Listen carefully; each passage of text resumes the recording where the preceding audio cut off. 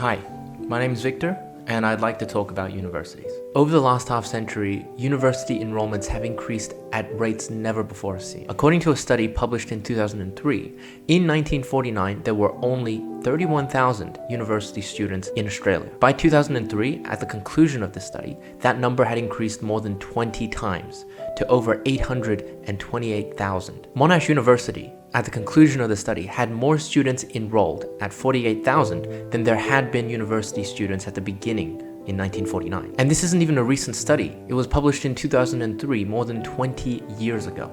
Nowadays, Monash has over 70,000 university students enrolled. Melbourne University has over 45,000. For many people in the modern day, university is a natural progression in a complete education. It's something that they simply accept without question. But, of course, it is precisely the beliefs that are accepted to be ubiquitous that require the most intense scrutiny, simply because they are accepted often without scrutiny. With all this in mind, and with people marching to university every day in their hundreds of thousands, the question remains, is it still worth going? My answer is a firm but qualified no. Let me explain. Fundamentally, when we think about university in the modern day, we don't really think about universities. We think about what we'd like universities to be, or what we hope universities will enable us to achieve. This is, of course, in no small part helped along by university advertising. From the years 2018 to 2019, Melbourne University spent almost $16 million on marketing-related expenses.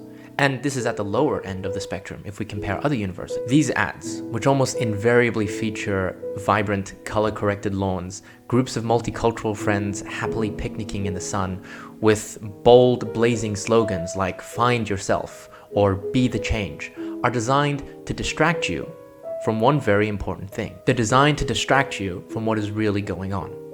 And this is nothing new. It's textbook advertising. Universities are not selling you what they do, they're selling you on what you think they should be doing. Essentially, they're treating the university experience as any other product in our modern day consumerist society. And if you need to verify this idea, just think about how ridiculous these ads actually are. Do the universities specialize in human resources? Are the universities running some kind of friend finder? Do they specialize in running guided self-help meditation classes that are designed to help you find yourself? No. Making friends and personal development are not things that the university explicitly provides. And yet, it is the main draw that they try to sell you on. It's a classic bait and switch. Advertising aside, there are other ways that affect the way in which we perceive university. The astronomical growth in the higher education sector over the last 50 years is a form of peer pressure. Our subconscious minds come up with the idea that if so many people are going to university, they must be good. Perhaps this is bolstered by fond anecdotes from our parents who recount some of the best times of their lives being spent at university. Yet because of all these factors, all this noise that is going on, we've missed a very simple truth. Universities are no longer the same institutions that they were 50 years ago. It doesn't matter what industry you're in or what organization you're running. No sector experiences a growth of more than 20 times and stays the same.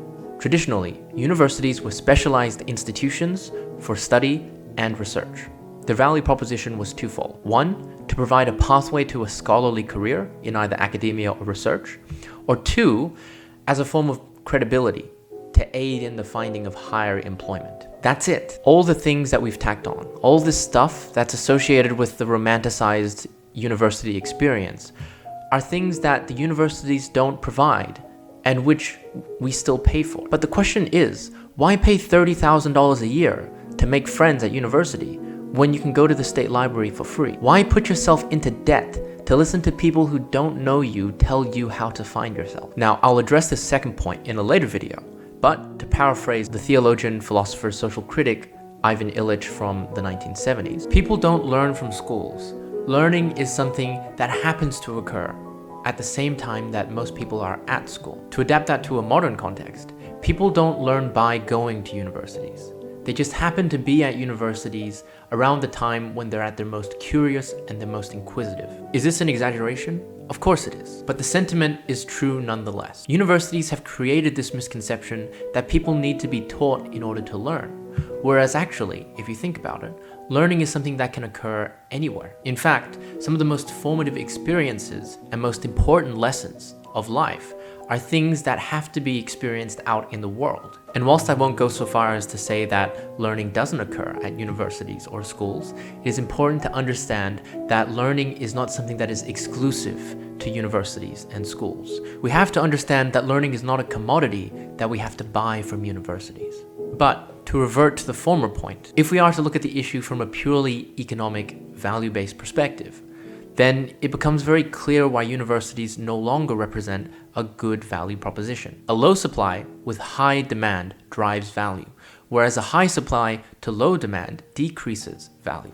Guess which camp universities fall into? And one need look no further than the current jobs market to begin to see the signs of this devaluation. Universities represented a good value proposition in the 1940s. Since so few people went, any degree, even if it was an undergraduate degree, would put the holder amongst an elite minority and give them a leg up in the jobs market. I know that when my parents went to university in China in the 1970s, having a university degree meant a guaranteed job and a government pension. But where are we now? Instead of using our degrees to make money, we make debt. Instead of being given a leg up, we're knocked several pegs down. With universities pumping out degrees in their tens of thousands, how much value could these degrees possibly retain? To borrow a quote from Syndrome in The Incredibles, when everyone is super, no one is. In the same vein, when everyone has a university degree, no one has a university degree. And what are we achieving at the end of the day? All that's being created is a new barrier for entry into the jobs market.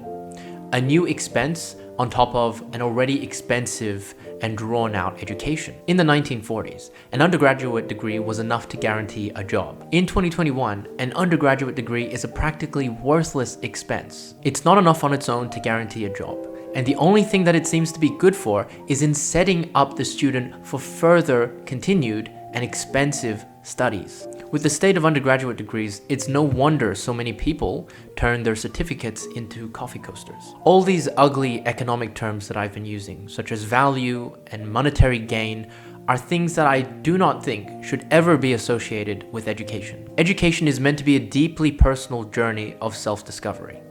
But the reason why these economic terms apply in the modern day is because universities have ceased to view higher education as a form of education.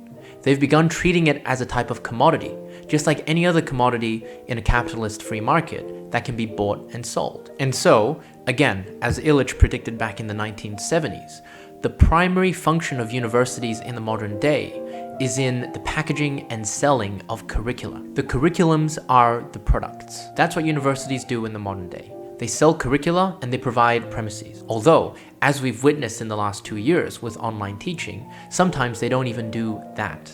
So universities have become a poor value proposition. Will they still get you where you need to go? At this stage, probably. But the question is, for how much longer? The world is already moving and changing. Decentralization is the catchphrase of the 21st century. It started with online shopping, then ride-sharing and delivery and Airbnbs, and now with blockchain technologies. How much longer before our current antiquated iteration of the university is replaced by a lighter, more flexible, more affordable, decentralized alternative? How much longer before the degrees that our universities incessantly print year after year become worthless? We're already seeing this shift at the frontiers. With careers like information technology, a lot of the times employers will forego a degree in exchange for a portfolio of proven work.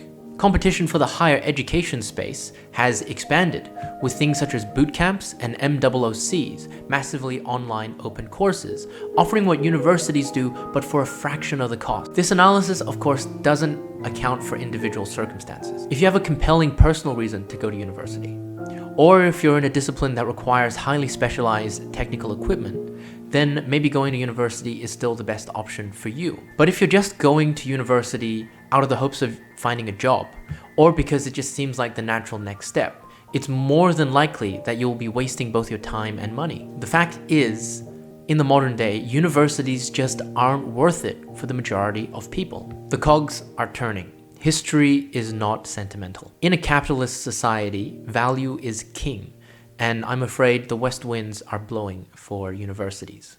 Just as a postscript, I don't want to sound disparaging of teachers or students or anyone else who works within universities to try and preserve the spirit of education. More often than not, these people try hard and they're doing good work. However, it simply is the case that when institutions get this big, so often they begin to take on a life of their own. They're no longer accountable to any one person or even any small group of people. And it also so happens that in these cases, they tend to stop caring about anything other than profits and growth. That's what I think the issue is. Not so much with the people in it, but rather with the institutions and the systems that have become built up around it. That's all I have to say for now. If you've made it to the end, thanks for watching, and until I see you again, goodbye.